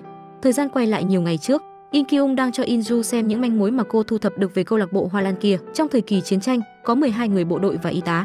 Hai chị em Inju đi tới nhà tù gặp một nữ phạm nhân. Người này là mẹ của Do-in. Bà ta bị phán ngồi tù 30 năm vì tội giết người vào năm 1998. Trong cuộc nói chuyện, bọn họ biết được vụ án năm đó có uẩn khúc. Cũng vì sau vụ án đó mà Do-in bị đưa đi nước ngoài du học. Mẹ thì vào tù còn bố thì mất tích. Những năm nay Do-in rất nhiều lần tới thăm mẹ mình và hỏi bà chân tướng của vụ án. Tuy nhiên mẹ của anh không trả lời cho anh biết đáp án. Thế nhưng bây giờ bà ấy biết con trai mình đang làm việc cho tổ chức đó. Bà ấy vì lo lắng cho con trai nên đã nhờ Inju chuyển giúp bà ta một câu nói: nếu như nó muốn tìm chứng cứ hãy từ ngọn núi Phong Lĩnh đi về phía đông bắc. Trong khi đó thì tin tức hai chị em Inju tới thăm tù mẹ của Do-in đã bị Jae Sang phát hiện. Quản gia của anh ta hỏi có muốn trừ khử hai chị em Inju không. Tuy nhiên Jae Sang lại nói trọng điểm bây giờ nằm ở Do-in. Sau đó anh ta bảo quản gia cử người đi theo dõi Do-in. Ngày hôm sau thì Do-in bắt đầu điều tra dựa vào những gì mẹ anh cung cấp. Lúc này Inju và In Kyung cũng lái xe theo sau anh. Hai người còn phát hiện ra có chiếc xe khác đang bám theo. Do-in cũng đã phát hiện và xử lý kẻ theo dõi. Sau đó Do-in đi lên ngọn núi, anh từ phía trên cao nhìn xuống thì thấy một căn phòng gỗ nhỏ. Anh đi tới nơi đó và một người đàn ông đã xuất hiện. Người này chính là bố ruột của anh mất tích từ năm 1998. Hôm sau Do-in tức giận tìm tới nhà Jae Sang. Anh ta chất vấn Jae Sang tại sao lại cử người theo dõi mình, có phải là do sự tin tưởng của Jae Sang là chưa đủ đối với anh. Sau đó anh ta cho Jae Sang địa chỉ của bố mình. Quả nhiên rất nhanh một đám sát thủ đã tìm tới khu rừng. Bọn chúng đột nhập vào căn phòng của bố Do-in nhưng phát hiện không có ai cả. Ngay sau đó thì căn phòng đã phát nổ. Bố của Do-in cùng chú chó đứng theo dõi từ phía xa. Cùng với lúc đó In Hye điều tra ra được những món đồ chơi của Hyojin được làm từ hội du học sinh ở New York. Nó chính là tác phẩm tốt nghiệp năm 1995 và người làm ra tác phẩm này chính là mẹ của Hyojin. Khi In Hye tan học đi về nhà, vợ của Jae Sang ném cho cô một mẩu giấy. Sau đó In Hye chụp ảnh nội dung bên trong rồi gửi cho chị gái Inju. Tôi là Won Sang à, tôi đã bị nhốt, chồng của tôi thật sự quá nguy hiểm. Won phu nhân muốn Inju tới Singapore giúp mình rút một số tiền mặt. Ai ngờ In Hye vừa gửi thông tin cho Inju thì Jae Sang đã tìm tới cô. Anh ta đưa In Hye lên tầng thượng và nói In Hye hãy lựa chọn đúng phe. Trong khi đó In Hye đi tới lớp học thì bị người lạ kéo vào nhà kho. Thì ra đây là chị cả Inju của cô. Cô ấy nói với In Hye rằng cô chuẩn bị đi Singapore và có khả năng không về được nữa. Cô ấy đưa cho em gái một chiếc điện thoại và nói sau này hãy cùng Won phu nhân tới Singapore tìm cô. Lúc Inju chuẩn bị rời đi, In Hye tặng cho cô một chiếc thẻ nhớ coi như là quà sinh nhật. Vậy là In Hye đã lựa chọn theo phe của chị gái mình. Buổi tối Inju đi ăn với Do-in. Anh ta nhớ lại nhiệm vụ Jae Sang giao cho mình. Nếu muốn tôi tiếp tục tin tưởng cậu, vậy thì hãy trừ khử Inju đi. Jae Sang bảo Do-in hãy trừ khử Inju. Nếu như qua ngày mai mà Inju chưa chết thì người chết sẽ là cậu. Sau đó, trai Do-in tìm tới Inju và nói với cô anh nhận được một email nặc danh. Inju phóng to tấm ảnh ra xem thì phát hiện hình xăm trên chân chính là của Ja Hyun. Inju và Do-in liền mua vé máy bay đi Singapore. Trong khi đó thì tại nhà, In Kyung nghe thấy dưới tầng có tiếng động. Cô liền cầm vũ khí và đi xuống kiểm tra. Cô phát hiện ra có người nào đó đang quan sát những manh mối cô đang điều tra. Cô bật điện lên và thấy đó chính là bố của Do-in. In Kyung không cảm thấy sợ hãi và hỏi ông ta rằng những manh mối cô đang thu thập có điểm gì sai không. Ông ấy nói với In Kyung rằng cô của họ không được coi là người của tổ chức. Ông ấy còn nói cái chết của cô của In Kyung có lẽ có liên quan tới việc điều tra của họ. Ông ấy đưa cô ra xe của ông và mở điện lên thì thấy một kho vũ khí. Ông ấy nói với cô rằng ông đã sống trong núi 20 năm để ẩn náu. Mục đích của ông chính là không muốn con trai Do-in của mình trở thành sát nhân cho Jae Sang. Do đó ông quyết định sẽ đi giết Jae Sang. Ông ấy tìm tới In Kyung là vì hy vọng rằng sau khi ông ám sát xong, cô sẽ công bố tất cả sự thật cho công chúng. Tuy nhiên In Kyung phản đối với kế hoạch của ông. Cô không muốn ông sử dụng bạo lực để giải quyết vấn đề. Trong khi đó In Hye và Hyo Jin vì muốn giải cứu phu nhân đang bị Jae Sang nhốt lại, In Hye hack vào hệ thống bảo mật, sau đó cô còn mở kết của Jae Sang ra và lấy toàn bộ giấy tờ. Sau đó bọn họ dùng thang và trèo lên phòng của phu nhân vào buổi đêm. Lúc này In Hye đã nhận ra mình đã rơi vào vòng xoáy nguy hiểm rồi. Khi Hyo Jin trèo vào phòng của mẹ, trong lúc cô nói với mẹ rằng hãy bỏ trốn thì mẹ của cô lại nói đã làm lành với bố rồi. Cô còn nói ngày mai bọn họ sẽ được thả ra. Trong khi đó Inju và Do-in đã tới Singapore, những việc kỳ lạ liên tiếp xảy ra. Inju đăng ký phòng nhưng khi người nhân viên nhìn thấy hộ chiếu của Inju, anh ta đột nhiên có cảm giác rất bất ngờ. Sau đó người quản lý đi tới, ông ta vô cùng long trọng tiếp đón In Hye và thu xếp cho cô phòng tổng thống. Lý do là bởi Inju là khách MEP của bọn họ, cô còn cao cấp hơn khách VIP. Ngày hôm sau hai người đi tới quán cà phê mà Ja Hyun từng đi ngang qua. Do-in đưa tấm ảnh cho nhân viên phục vụ xem và hỏi bọn họ có nhìn thấy người này không. Người nhân viên mỉm cười và nói với Do-in thông tin vô cùng bất ngờ. Người phụ nữ này không phải là cô ấy sao? Cả Inju và Do-in vẫn chưa hiểu gì. Anh ra đây hỏi Inju có phải cô có chị em sinh đôi hay không. Vì để làm rõ chân tướng cả hai đi tới một khu chung cư. Kỳ lạ ở chỗ là nơi này dường như ai cũng tỏ ra quen Inju. Thấy Inju và Do-in không mở được mật mã, hai người bảo vệ đi tới. Một người bảo vệ nói rằng không phải Inju tiểu thư vừa mới rời đi sao? Tôi nhìn cô thấy kỳ lạ lắm. Trong buổi đấu giá, Inju trả giá cao để mua được một bông hoa lan đột biến. Trong buổi đấu giá, cô đã nhìn thấy bóng dáng của Ja Hyun, người mà đáng ra không còn sống nữa. Inju vội vã đuổi theo. Do-in bảo Inju hãy bình tĩnh. Lúc này việc cần làm là phải rút toàn bộ 70 tỷ won ra. Việc rút số tiền này không hề dễ dàng. Trong khi đó Jae Sang tìm tới In Hye. Anh ta nói đã biết tối qua con gái mình đã trèo vào phòng mẹ nó. Anh ta còn nói đã phát hiện kế hoạch bỏ trốn tới Singapore của bọn họ. Jae Sang cảnh cáo In Hye rằng thuộc hạ của hắn ở Singapore đã đang hành động rồi. In Hye gọi điện cho Inju nhưng không ai nghe máy. Cô ấy lo lắng cho chị cả và gọi cho chị hai. Cô ấy bảo chị hai hãy gọi điện bảo chị cả hãy đề phòng Do-in. Trong khi đó Inju đang cùng với Do-in đi tới ngân hàng tại Singapore. Inju nhận được tin của em gái In Kyung của mình. In Kyung nói với Inju hãy cẩn thận cho Do-in và nói những lời In Hye kể lại. Inju lại một lần nữa nghi ngờ Do-in. Sau khi lên xe thì cô hỏi Do-in sau khi rút tiền ra thì nên làm gì tiếp. Do-in lấy ra một khẩu súng rồi nhét đạn vào và đưa cho Inju. Anh ta nói nếu cô không tin anh thì có thể dùng súng bắn anh. Lời nói của anh ta khiến Inju yên tâm hơn nhiều. Trong khi đó Jae Sang vừa biết tin vợ mình đang bỏ trốn, anh ta tức giận và hỏi con gái mẹ của cô đang đi đâu. Anh ta không hề quan tâm con gái mình đang sợ hãi và hoảng loạn. Anh ta lập tức giao nhiệm vụ cho quản gia phải dùng mọi cách tìm phu nhân quay về. Hyo Jin đang nằm viện và khóc lóc buồn bã. Cô không tin rằng mẹ của cô lại bỏ rơi cô và bỏ đi một mình. In Hye thông minh và phát hiện ra trọng điểm của vấn đề. Tại sao Jae Sang lại phát hiện ra chuyện này khi mà tới bọn bảo vệ còn không biết? Cô mạo hiểm đột nhập vào phòng làm việc của Jae Sang. Quả nhiên cô phát hiện ra hắn đang giám sát mọi thứ. Cô thậm chí còn phát hiện ra chuyện vô cùng bất ngờ. Trong khi đó thì Inju đang đi thì bị một bà lão va trúng người. Đột nhiên bà ấy đưa vào tay cô một mẩu giấy rồi nhìn ra hướng bên ngoài. Inju nhìn về hướng đó và thấy bóng dáng của Ja Hyun. Lúc này Do-in đang nói chuyện. Inju lợi dụng lúc anh ta đang không chú ý và mở tờ giấy ra xem. Inju lúc này đã đặt niềm tin vào Ja Hyun. Inju tận dụng lúc cho Do-in vào rút tiền thì cô đã cầm vali chạy đi. Cô lên xe mà Ja Hyun đã chuẩn bị sẵn cho mình. Lúc này điện thoại của cô reo lên, tuy nhiên vì quá lo lắng mà Inju không nghe thấy. Một chiếc xe đuổi theo sau xe của Inju, tài xế vội vã tăng tốc để cắt đuôi. Tuy nhiên ngay sau đó một chiếc xe tải tông thẳng vào xe đang chờ Inju. Inju ngất xỉu ngay trên xe, điện thoại của cô đang reo lên do In Kyung gọi. Tại bệnh viện một giọng nói quen thuộc vang lên bên tai Inju. Inju dường như nhìn thấy thấp thoáng bóng hình của Ja Hyun. Cô tỉnh lại và thấy bên cạnh giường có một đôi giày. Đây chính là đôi giày của Ja Hyun. Sau đó Do In tức giận đi tới bệnh viện, nhưng khi anh ta tới thì Inju đã rời đi. Anh ta đột nhiên cảm thấy không ổn rồi. Inju vì để điều tra chân tướng mà bất chấp việc đang bị thương nặng. Cô đi tới địa điểm viết trong mẩu giấy, cô ấy khát quá nên uống cốc nước để trên bàn. Cô đợi mãi cho tới khi trời tối, cho tới khi bên ngoài cửa có âm thanh mở mã. Cô vô cùng phấn khích và chạy ra thì lại thấy người đi vào là Won Sang-a. Trong khi đó thì In Hye đang cho Hyo Jin xem đoạn phim trong phòng làm việc của Jae Sang. Ngày mà Ja Hyun bị giết, trong đoạn phim Won Sang-a mặc một cái áo lông đi ra ngoài, nhưng khi đi về thì cô ta đã mặc một bộ đồ khác. In Hye nói với Hyo Jin rằng khi Ja Hyun chết thì trên người có một cái áo lông. Hyo Jin nghe thấy thế liền rơi nước mắt. Trong khi đó thì Inju vừa chạm mặt Won Sang-a, Inju mới nhận ra Ja Hyun thật sự đã chết, cô cũng sẽ chuẩn bị bị giết. Thì ra ngày đầu tiên Inju vào công ty thì Won Sang-a đã chú ý tới cô. Won Sang-a hao công tốn sức để diễn kịch và lừa gạt Inju. Thì ra toàn bộ mọi chuyện đều là một vở kịch do cô ta tự biên kịch. Bất cứ ai trong vở kịch đó cũng chỉ là công cụ của bà ta. Trong cái kết của vở kịch của Won Sang-a, cái kết mà cô ta vẽ ra thì Inju là một cô gái Hàn Quốc ham mê tiền bạc. Sau đó Inju sẽ bị gán tội danh lừa đảo và khi bị phát hiện thì nhảy lầu tự sát. Inju đang cảm thấy chóng mặt, Won Sang-a nói bà ta đã chuẩn bị xong mọi thứ cho cái chết của Inju rồi. Tuy nhiên lúc này thì Inju lại nói cô ta muốn tận mắt xem số tiền 70 tỷ won trước khi giết mình. Won Sang-a đột nhiên trở nên phấn khích, cô ta đi tới chỗ cái vali và mở nó ra thì vô cùng ngỡ ngàng. Trong vali không hề có tiền. Won Sang-a ngỡ ngàng quay lại nhìn Inju thì thấy Inju đang chĩa súng vào mình. Cô lên đạn và nói một câu cuối cùng: bà thấy vở kịch mà tôi diễn hay chứ? Quả là một bước ngoặt bất ngờ khi Inju không hề bị gài bẫy, mặc cho Inju đang chế giễu khi đã lật ngược được thế cờ. Thì trong khi đó Won Sang-a vẫn rất bình tĩnh và gọi 3 người vệ sĩ tới. Bọn chúng đoạt súng trong tay của Inju. Tôi còn tưởng cô có thể làm nên chuyện cơ đấy, nhưng mà cô thật ngu quá. Won Sang-a chế giễu Inju thật vô dụng. Inju vẫn còn cho rằng mình thông minh. Cô tưởng rằng chỉ cần lấy được số tiền 70 tỷ won kia thì Won Sang-a sẽ tha cho mình. Ai ngờ vừa mở cửa thì Do In xông vào đấm nhau với bọn chúng. Nhưng khi nhìn thấy Inju đang bị chĩa súng, Do In lo lắng cho cô nên lựa chọn đầu hàng. Thế nhưng khi cô ta chuẩn bị bóp cò thì Do In mỉm cười, anh rút ra từ trong túi chiếc điện thoại. Đầu dây bên kia là Jae Sang đang gọi điện. Jae Sang bảo cô ta mau ngừng hành động của mình lại, mặc cho cô ta nói cô ta đã chuẩn bị kỹ lắm rồi. Thì ra In Kyung đã tới tìm Jae Sang để giao ra sổ sách để đổi lại an toàn cho Inju. Đối diện với mệnh lệnh của Jae Sang, Won Sang-a chỉ đành tha cho Inju. Jae Sang đốt cuốn sổ bí mật rồi nói cho In Kyung một tin tức chấn động. Thì ra cấp trên mà In Kyung tôn trọng cũng là một thành viên trong tổ chức xấu xa của Jae Sang. In Kyung tức giận tới tìm cấp trên của mình để chất vấn. Cô hy vọng lời nói của Jae Sang không phải sự thật. Tên cấp trên đã lộ bộ mặt thật. Hắn nói với In Kyung rằng tổ chức này vô cùng lớn. Hắn khuyên In Kyung nên từ bỏ đi nếu như còn muốn sống. In Kyung buồn bã tới tìm Jong Ho uống rượu. Jong Ho cũng khuyên In Kyung hãy từ bỏ đi và cùng anh tới Mỹ sinh sống. Tớ thích cậu, ngoài cậu ra tớ không thích ai khác.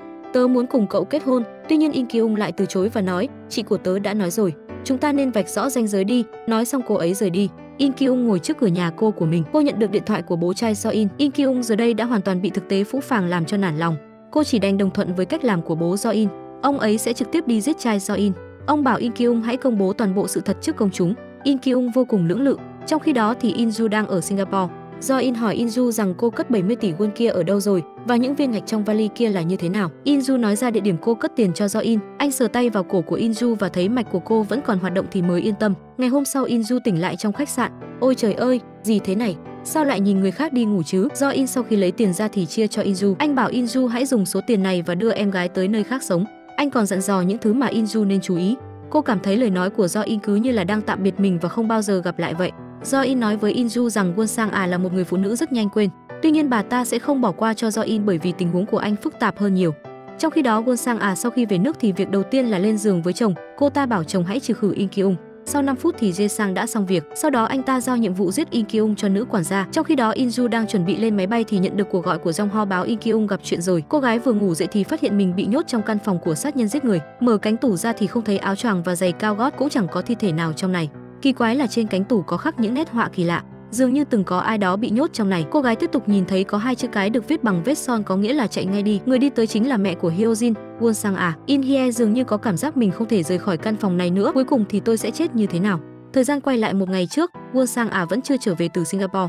Sau khi Hyo Jin biết mẹ của mình là sát nhân biến thái, cô ấy muốn cùng với In Hye lên kế hoạch bỏ trốn. In Hye rất nhanh đã lên được một kế hoạch để trốn thoát. Cả hai quyết định sẽ cùng nhau diễn một vở kịch để hoàn thành kế hoạch này.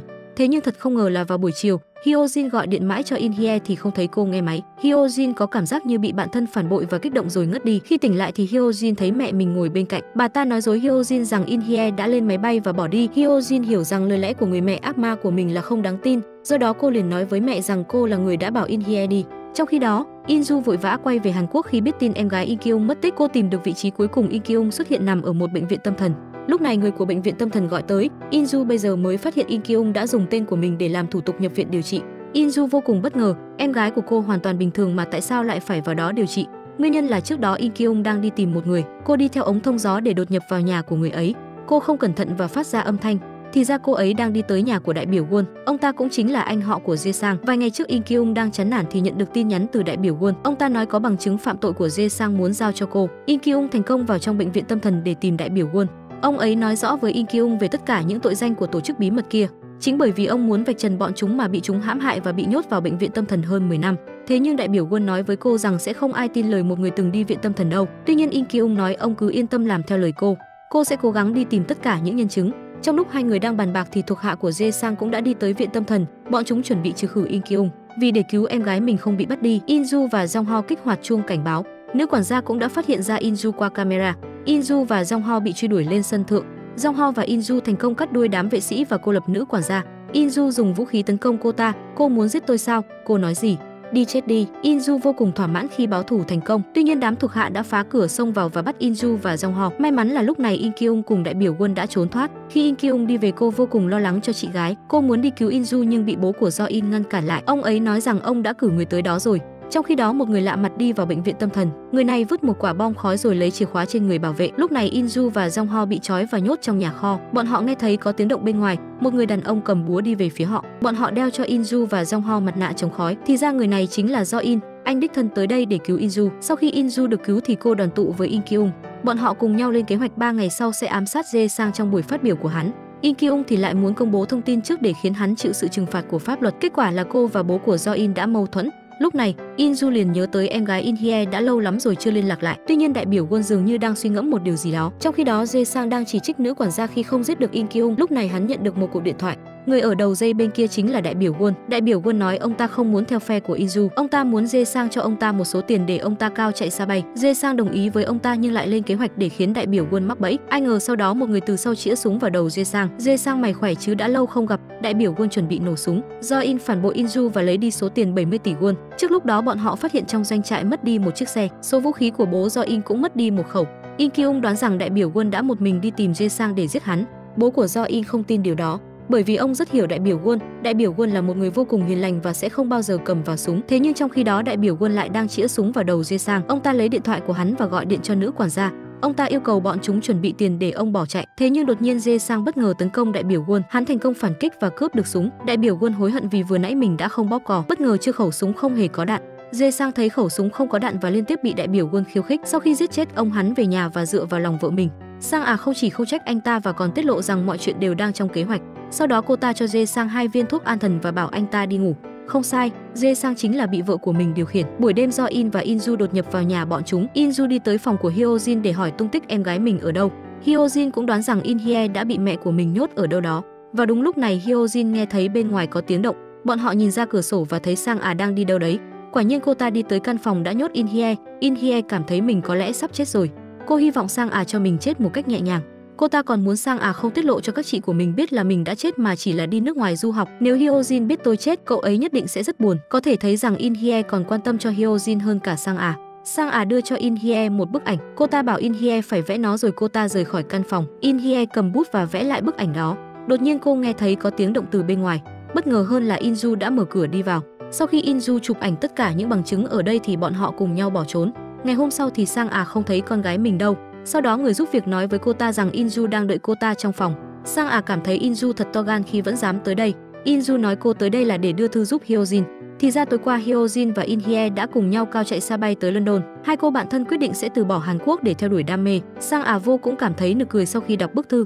Bà ta không làm khó Inju và chuyển hướng bảo Inju hãy đề phòng Do In, bởi vì Do In là kẻ lừa đảo. Đặc biệt là hãy chú ý số tiền 70 tỷ won. Trong khi đó, Jae Sang đang điều tra làm cách nào mà đại biểu Won thoát ra khỏi được bệnh viện tâm thần. Anh ta phát hiện Do In xuất hiện tại đó. Tuy nhiên, Jae Sang không lo lắng vì trong tay anh ta còn giữ được thứ có thể khống chế Do In. Đó chính là người mẹ đang ở trong tù của Do In. Do In và nữ quản gia cũng xuất hiện trong này. Jae Sang nói Do In muốn cùng mẹ sống sót thì phải nói ra tung tích của bố. Đúng rồi, cậu có muốn ở bên Inju không? Trong khi đó thì Do In đã nhận được tình báo. Tất cả những địa điểm ám sát của phía bọn họ đã bị thuộc hạ của Jae Sang phá hỏng. Trong khi đó, Do In đang lừa Inju ký vào giấy. Bởi vì toàn là tiếng Anh nên Inju không hiểu gì. Jong Ho và In Kyung cũng đọc và cảm thấy không có vấn đề gì. Inju cũng không chần chừ mà lập tức ký tên. Sau Do In-ju đi tới gặp một người thì phát hiện ra cảnh tượng vô cùng kinh hoàng. Trong khi đó thì Do In và mẹ mình đã lên máy bay để bay tới nước ngoài. Anh ta đã phản bội tất cả mọi người cùng số tiền. Cứ tưởng như mẹ của Do In và anh ta đang lên máy bay để bỏ đi, thế nhưng bà ấy đã xuất hiện bên cạnh của In Kyung trên sóng truyền hình. Mục đích tới đây của In Kyung chính là vạch trần ra hung thủ thật sự của vụ án năm 1998. In Kyung sử dụng một loạt những bằng chứng thuyết phục. Cô muốn chứng minh mẹ của Do In không phải là hung thủ mà là bố của Jae Sang. Tưởng như bố của Do In đã bị chết cháy trong vụ nổ, nhưng ông ấy lại không làm sao. Tưởng như Do In đã phản bội và biến mất thì anh đã quay lại. In-ju vô cùng bất ngờ. Cô lên xe ngồi và chất vấn Do In tại sao lại giấu cô để âm thầm hành động. Do In không muốn nói rằng việc In-ju biết sẽ dễ làm cho kế hoạch thất bại. Trong khi đó thì In Kyung vừa mới lên sóng truyền hình xong, Jae Sang lập tức nghĩ ra đối sách. Do In bị một đám người bao vây và bắt anh đi vì tội mang súng theo người. Sau đó Jae Sang dùng quan hệ để làm lắng xuống vụ án năm 1998. Buổi tối Jae Sang đang đi vận động trước mặt người dân. Hắn ta vô cùng trơ trẽn và phát biểu buổi diễn giảng của mình trước hàng nghìn người. Hắn ta còn nói rằng những chuyện gần đây xảy ra với hắn là vì những thế lực không muốn hắn đắc cử. Thế nhưng tiếp sau đó thì Do In đã khiến cho tất cả mọi người phải im lặng. Trên màn hình lớn đang phát ra đoạn phim mà Jae Sang giết đại biểu quân ngày hôm trước. Đây chính là bộ mặt của kẻ sát nhân. Màn hình bị tắt đi, Jae Sang không cam tâm và tiếp tục điều hướng dư luận. Thế nhưng Do In tiếp tục hack vào hệ thống và cho đoạn phim tiếp tục phát. Người dân vô cùng hoảng sợ khi thấy tận mắt cảnh tượng Jae Sang dùng đá để giết người. Thì ra vài ngày trước In Kyung đột nhiên nhận được một email: "Tôi là đại biểu quân đây là cách duy nhất rồi, hãy vạch trần bộ mặt của Jae Sang. Chúng ta hãy cho mọi người biết hắn ta là người như thế nào." In Kyung nhận được đoạn phim mà chính đại biểu quân đã dùng tính mạng để quay lại. Ông ấy muốn cho mọi người nhìn thấy bộ mặt đáng sợ của Jae Sang. Bầu trời xuất hiện pháo hoa như thể muốn chúc mừng In-ju và mọi người đã làm được. Jae Sang tiếp tục mở một buổi phát biểu. Bọn chúng điều hướng bằng cách nói đoạn phim đó là giả mạo và được tạo ra bằng phần mềm kỹ thuật số. Quả như điều này vô cùng hiệu quả. Có tới một nửa số người ở hiện trường ngày hôm qua lựa chọn tin tưởng Jae Sang. Kết quả là Jae Sang đã giành thắng lợi trong cuộc bầu cử và trở thành thị trưởng Seoul. In Kyung tiếp tục lên sóng. "Anh ơi, MC của chương trình nhận được thông tin khẩn cấp." Bọn họ liền cho phát đoạn phim Jae Sang nhảy lầu tự sát. Tin tức này khiến cho In-ju, In Kyung và mọi người vô cùng ngỡ ngàng. Trong khi đó thì tại nhà xác, Sang đang tới nhìn mặt Jae Sang lần cuối. Trong tay của anh ta cũng cầm một bông hoa lan. Sau đó Sang gọi điện cho In-ju. Cô ta nói cô ta sẽ trả thù. Nghe những lời nói của cô mở máy tính và kiểm tra tài khoản ngân hàng. Cô có chút bất an và gọi Do In. Tuy nhiên điện thoại của anh lại báo đang bận. Sau đó cô kiểm tra lại tài khoản ngân hàng và số tiền đã hoàn toàn bị mất hết. Đúng lúc này, một vị khách không mời mà tới đột nhiên bấm cửa. Vừa mới trở thành thị trưởng Seoul, vợ của Jae Sang gọt cho anh một đĩa táo. Trên đĩa táo có một bông hoa lan chết chóc. Khi nhìn thấy bông hoa này, Jae Sang biết rằng đã tới lúc anh ta phải chết. Anh ta đi lên tầng thượng để chuẩn bị tự sát. "Anh biết tại sao em lại kết hôn với anh, bởi vì anh có thể chết vì em bất cứ lúc nào mà không hề do dự." Thế nhưng vợ anh ta vẫn không thỏa mãn. "Đều tại anh không thể làm được việc gì ra hồn, hại tôi và bố của tôi gặp nguy hiểm." Sau khi nói lời tạm biệt cuối cùng với vợ, anh ta mang theo bông hoa và rời đi. Sau khi Jae Sang tự đăng xuất, nữ quản gia tới tìm phu nhân. Cô xin phép Sang cho phép mình trừ khử hai chị em In-ju. Cô ta cho rằng chủ nhân mình nhảy lầu là do bị hai chị em In-ju ép. Sang nói tạm thời không cần phải giết hai con kiến nhỏ bé đó, bởi vì nếu bây giờ giết hai người đó cô ta hiển nhiên là kẻ bị tình nghi lớn nhất. Won Sang quyết định sẽ từ từ dạo chơi với hai chị em nhà In-ju. Trong khi đó thì In-ju vô cùng bất ngờ khi toàn bộ số tiền trong tài khoản biến mất. Bên ngoài có tiếng gõ cửa. In Kyung bảo cô không được mở cửa và đợi mình trở về. Đối phương rất có thể là cảnh sát giả mạo. Thế nhưng tên đó đã vào nhà và bắt In-ju đi. Lúc sau In Kyung tới sở cảnh sát để gặp chị gái. In-ju khóc lóc hối hận vì cho rằng mình không nên tin tưởng cho Do In. Cô cho rằng số tiền 70 tỷ won đột nhiên biến mất nhất định là do In làm ra. Thế nhưng In Kyung đã tiết lộ cho In-ju biết rằng Do In đã gặp tai nạn xe hơi. Hai chị em họ cho rằng chuyện này chắc chắn là Sang làm. Vào ngày chôn cất Jae Sang, kế hoạch của Sang đã chính thức bắt đầu. Đầu tiên là việc cung cấp bằng chứng Ja Hyun lấy trộm 2 tỷ won của công ty, sau đó đổ tội cho In-ju rằng có khả năng là người sát hại Ja Hyun. Tiếp theo là cố tình vu oan cho In-ju cùng Ja Hyun lên kế hoạch khiến Jae Sang tự tử chết. Cô chẳng có lấy một đồng nào nhưng vẫn bị ngồi tù. Cô khóc lóc với luật sư biện hộ cho mình. Thế nhưng luật sư lại không nghĩ In-ju bị oan, bởi vì dưới sự mưu kế của Sang vụ án này đang vô cùng gây chú ý cho người dân. Đối với những vụ án khiến dư luận bức xúc như thế, luật sư chỉ khuyên In-ju đúng một câu: hãy nhận tội đi, như vậy thì còn được giảm án. Phía tòa án đưa ra những bằng chứng bất lợi cho In-ju. Thế nhưng lúc tưởng rằng như mọi thứ đã ngã ngửa, In-ju liền nhớ ra và nói với luật sư rằng do In có thể làm chứng cho cô.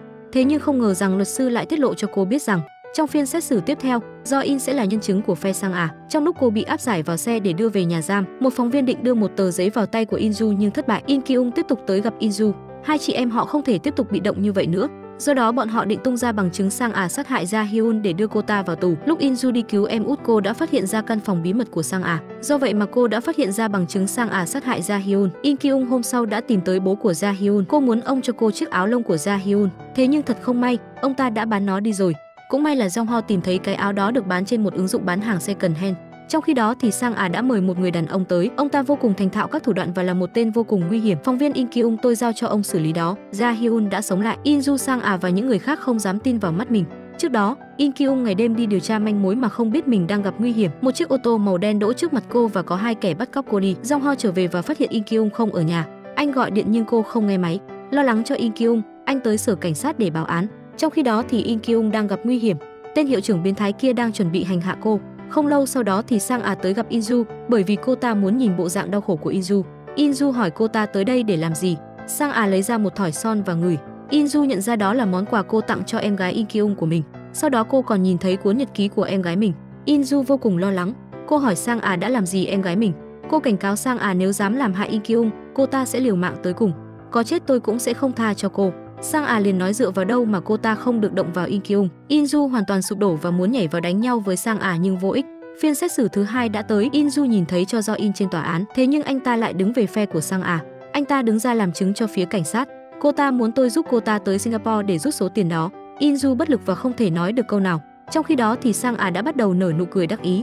Thế nhưng khi luật sư của In đứng lên hỏi nhân chứng, vụ án đã biến chuyển 180 độ. Cho Do In nói số tiền 70 tỷ đúng là chuyển cho công ty của In thế nhưng đó chỉ là công ty để rửa tiền. Cuối cùng số tiền đều sẽ quay về công ty đầu tư học sinh ở Panama. Công ty học sinh là công ty của ai? Là của Sang Tất cả mọi người vô cùng ngỡ ngàng. Do In còn lấy ra một cái USB, bên trong là bằng chứng hơn 10 năm qua Sang rửa tiền. Điều này có thể giúp cho In được giảm án xuống khoảng còn 1 năm. Nó còn khiến cho Sang sẽ bị điều tra. Điều đáng tiếc duy nhất đó là Do In cũng sẽ bị nhận hình phạt do lợi dụng công khoản. Nữ quản gia của Sang tò mò rằng Do In hoàn toàn có thể ôm số tiền 70 tỷ won bỏ trốn. Sang đang tìm cách giải quyết số tiền 70 tỷ won kia. Cô ta không ngờ rắc rối đã tìm đến mình. Jong Ho thì vẫn đang ở sở cảnh sát để chờ đợi In Kyung. Anh vô tình phát hiện In Kyung đang ở đài phát thanh để phát biểu. In Kyung đang chuẩn bị công bố bằng chứng Ja Hyun bị hại chết. Sang thấy In Kyung vẫn còn sống. Cô ta liền gọi cho tên biến thái mà mình thuê nhưng hắn lại không nghe máy. Bằng chứng bao gồm video và hiện vật mà In Kyung cung cấp là muốn chỉ ra Sang là người đã giết hại Ja Hyun. Đáng tiếc là phía công tố sẽ không kết luận Sang có tội khi chỉ dựa vào những bằng chứng này. In Kyung chỉ ra những điểm trùng hợp. Đầu tiên là những bông hoa lan màu xanh. Cô còn mời thêm một nhân chứng quan trọng. Người này chính là tên biến thái vừa nãy định giết cô.